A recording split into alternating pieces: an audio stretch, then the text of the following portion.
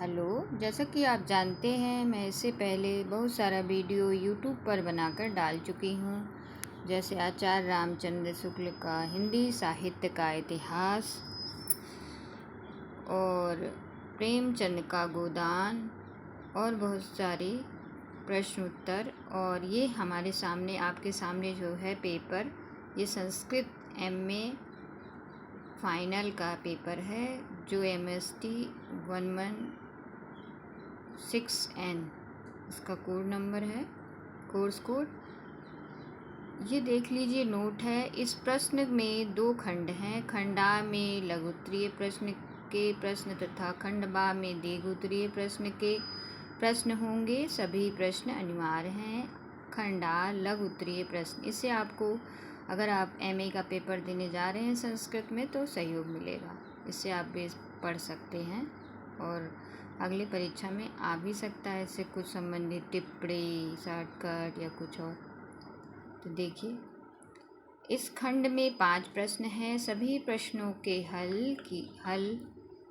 सभी प्रश्नों को हल कीजिए। सभी को हल करना है तथा प्रत्येक प्रश्न का उत्तर लगभग 100 शब्दों में लिखना है। ठीक है, लिखिए। प्रत्येक प्रश्न के लिए 4 अंक निर्धारित हैं। पहला प्रश्न है, निम्न गद्यांश का अनुवाद संस्कृत में कीजिए। तो ये लिखा है, पहला कुछ देखिए। सज्जनों के आचरण को सदाचार कहते हैं। सज्जन जिस प्रकार आचरण करते हैं, उसी प्रकार आचरण करना सदाचार कहलाता है। सज्जन अपनी इंद्रियों को बस में रखते हैं, दुर्गुणों पर विजय पाते हैं और सद्गुणों का उन्नत करते हैं। तो इस प्रकार से है प्रश्न, आप पढ़ सकते हैं। देखिए, इसके बाद आगे इसका है, ये देखिए। माता पिता और गुरुजनों का आदर करते हैं। सदाचार के अपनाने से ही देश समाज की उन्नति होती है। मनुष्य के जीवन में अथवा करके है इस प्रकार, आरोग्य का बहुत महत्व है। मनुष्य का जीवन तभी सुखी हो सकता है जब वह निरोगी हो। जो मनुष्य निरोगी हो वही सब प्रकार के पुरुषार्थ कर सकता है। जिसके शरीर में शक्ति नहीं, वह किसी प्रकार भी संसार में सुख का अनुभव नहीं कर सकता। अतः शरीर को स्वस्थ रखना अनिवार्य कर्तव्य है। जीवन को सुखमय बनाने के लिए सदा व्यायाम करना चाहिए और शरीर को निरोग रखना चाहिए। तो आप इसमें भी, आपको संस्कृत अनुवाद करना है, लेकिन इसमें अच्छी सीख दिया है कि शरीर स्वस्थ है तो सभी अच्छा लगता, वरना कुछ नहीं अच्छा लगता। दूसरा संस्कृत, ये दोनों आपको करना है, इसमें से एक ही करनी है। देखिए, जो पहला क्वेश्चन दिखाए थे, ये वाले और ये दूसरा प्रश्न है, संस्कृत में से हिंदी में अनुवाद करें। सा कस्मे ब्राह्मणाय चा शब्दे आचार्य सन्ति धनम यच्छति। खा है, देवप्रिया अतीव बालः अस्ति, फलस्य बीजः कुत्र अस्ति। ग है, सर्वदा उद्यम कर्तव्य। जा है, उद्याने सिंह सायं प्रातः च गर्जति। ग है, ता तदा आगमस्यसि अहम। झा है, अहम तु न क्रीडासि। अथवा करके ऐसे है, रामा पथिष्ठा पश्यति माया भोजनाम खदित्याव्यम। खा, विद्यार्थी गुरेज सेवते च राम धनम लभते। गा, कुरुतव कार्य कुरु जा त्वं गत्युते। माया पुस्तकम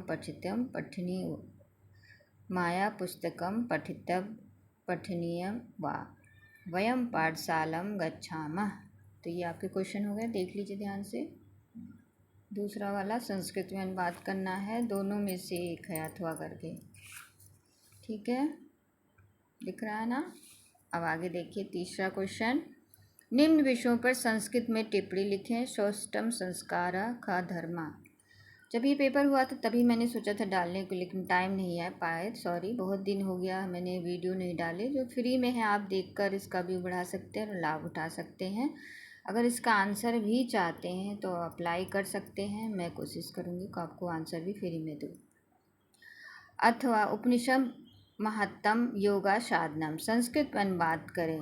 जल के लिए नदी पर जाओ, खा वृद्धि से कार्य करो, गा तुम आज जाओ फल कल आना, घा गुरु शिष्य को प्रेरणा देना, अथवा क ब्राह्मण को दान दो, खा पिता पुत्र को लहू देता है, गा उसने भोजन खाया, घा बालक ने पुस्तक पढ़ी। बच्चों संक्षेप में निबंध टिप्पणी लिखना है। परोपकार का अथवा स्वदेश रक्षा का खंड बा। उत्तर दीर्घीय प्रश्न जो अंक 50 है। इस खंड में 5 प्रश्न हैं। सभी प्रश्नों को हल कीजिए तथा प्रत्येक प्रश्न का उत्तर लगभग 350 से 400 शब्दों में लिखिए। प्रत्येक प्रश्न के लिए 10 अंक अनिवार्य है। देखिए PTO पलटो लिखा है, तो पलटिए इसे। आगे देखिए 6वां क्वेश्चन।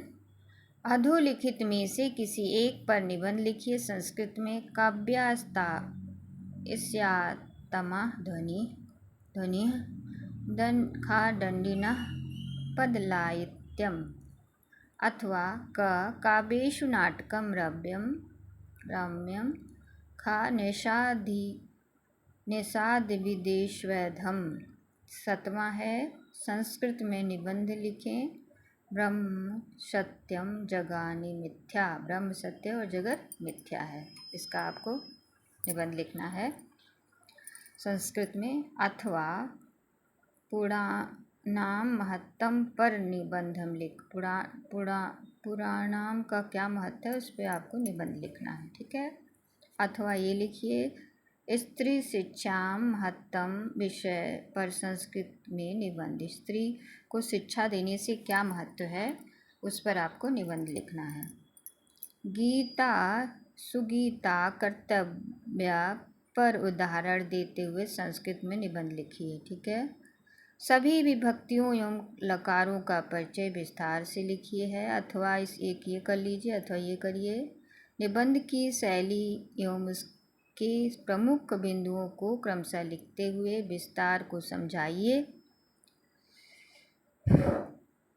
10वां संस्कृत भाषा में अनुवाद के लिए कारक और विभक्ति का ज्ञान आवश्यक है। कथन सोदाहरण समीक्षा कीजिए। अथवा ये लिखिए संस्कृत में विस्तृत टिप्पणी लिखिए। आधुनिक युगे संस्कृतस्य उपयोगिता। आधुनिक युग में संस्कृत का क्या उपयोगिता है इसके बारे में आपको लिखना है विस्तृत। संस्कृत में विद्या धनम सर्वधनम प्रधानम। विद्या धन सर्वधन है, इस पर आपको लिखना है, ठीक है।